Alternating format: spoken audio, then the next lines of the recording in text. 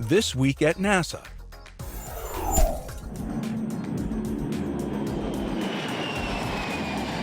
Taking off from the Dryden Flight Research Center, NASA 905, the shuttle carrier aircraft began the process of delivering each of 3 Space Shuttle orbiters to its final resting place. Its first stop was the Kennedy Space Center, where the SCA flight crew would work with KSC crews to prepare Discovery for its ferry flight atop the modified 747 to the shuttle's new home at the Smithsonian National Air and Space Museum's Udvar Hazy Center outside Washington, D.C. This is sort of an important event for NASA and for the Smithsonian and for the country, and so we're trying to do the best job that we can for the delivery. For me to actually fly this with the rest of the crew, the maintenance guys, the other flight engineers, I think it's special. While a mate-demate device, or MDD, is used at Kennedy to lift the orbiter for mounting to the SCA, no such device exists at Dulles International Airport, the ferry flight's destination. There, the process of safely lifting Discovery off the SCA requires 2 large cranes, a specially built sling, and a team of about 45 people. Because that process has not been used in more than 20 years, KSC crews rehearsed the lift for weeks. NASA 905 has piggybacked Space Shuttles Enterprise, Endeavour, and Discovery more than 100 times since it was acquired by the agency from American Airlines in 1974. Following delivery of Discovery, NASA 905 will ferry Enterprise from Udvar Hazy to the Intrepid Museum in New York City. Endeavour is scheduled to be similarly moved to the California Science Center in Los Angeles later this year. The second of NASA's shuttle carrier aircraft, NASA 911, was recently retired at the Dryden Flight Research Center. Thank you. Good morning. This is Mark Carreau for Aviation Week and Space. 3 of the 6 crew members living aboard the International Space Station fielded questions from reporters during a news conference shown live on NASA television and streamed on the agency's website.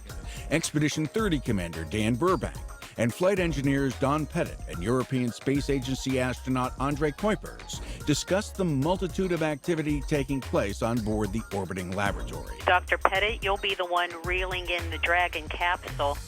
Talk about the importance of this inaugural commercial cargo run.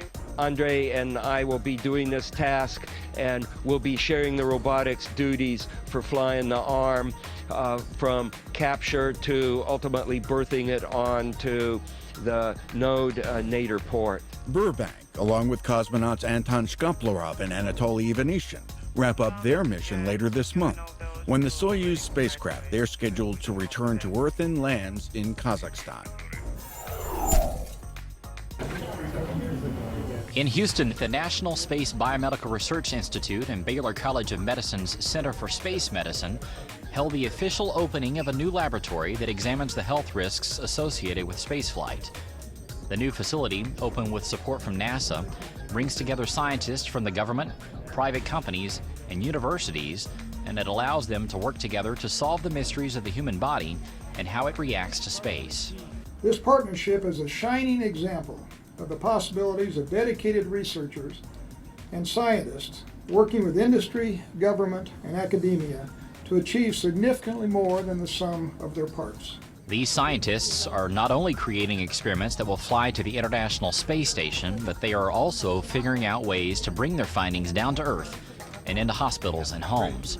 Some of the research that was on display included experiments that look at how the bones in the human body can be strengthened through exercise, diet, and medication, how kidney stones can be detected and moved using an ultrasound rather than surgery, and how an MRI machine, which normally takes up an entire hospital room, can be put in the palm of your hand. It's very exciting to work on it, to be honest. You know, a lot of groups that I've worked with in the past, and it's most fun working with NASA, just thinking about this, contributing to the space program in any sort of way. The goal is to develop it for NASA, but we see, you know, a number of clear spin-offs on Earth here that we're eager to pursue as well. We choose to go to the moon in this decade and do the other thing. The new research center is located directly across the street from Rice Stadium, where President Kennedy delivered his famous moon speech in 1962. On hand for the opening were leadership from Rice University, Baylor College of Medicine, the City of Houston, and U.S. Senator Kay Bailey Hutchison. Representatives from the Ames Research Center and the National Park Service gave the public an up-close look at how the extreme conditions of California's Death Valley are helping NASA prepare for surface exploration of Mars. The first ever Mars and the Mojave Festival featured geology and mini rover demonstrations, a scale model of the Mars Science Laboratory's Curiosity rover, and guided tours of areas whose topography and characteristics make them ideal research sites for equipment testing and evaluation in a Mars-like environment. Among these sites is Badwater Basin, the lowest point in the continental United States, where specially adapted microbial life can be found under salt and mineral deposits. Mars Hill, which mimics the boulder-strewn Martian surface first seen up close by NASA's Viking landers. And Ubehebe Crater, where scientists can plan crater exploration for missions like MSL. He traveled more than 65 million miles around the planet while living aboard the International Space Station for 161 days, but a new journey has led astronaut T.J. Creamer to the Marshall Space Flight Center. The former Expedition 22-23 flight engineer and NASA science officer is now learning what things are like from the ground up, literally. Creamer has been training since last September to become a payload operations director in NASA's Payload Operations Center at Marshall. He's the first astronaut certified to lead the team that coordinates real-time science operations between the crews on orbit, the Johnson Space Center, and international partners around the world. I thought perhaps with my interests and Marshall's focus that it might be a nice marriage to bring that operational experience here, share my living on board, as well as to be able to be the liaison and help both in the payload management as well as the liaison communications between Houston and Huntsville. The NASA DIME competition in microgravity is underway at the Glenn Research Center in Cleveland, Ohio. This year, 4 student teams were selected to develop an experiment for a NASA drop in the control room of the 2.2-second drop tower. The 79-foot tower gets its name because when an experiment is dropped into it, the package experiences weightlessness or microgravity for 2.2 seconds. Researchers from around the world use this tower to study the effects of microgravity on physical phenomena, such as combustion and fluid dynamics, and to develop new technology for future space missions.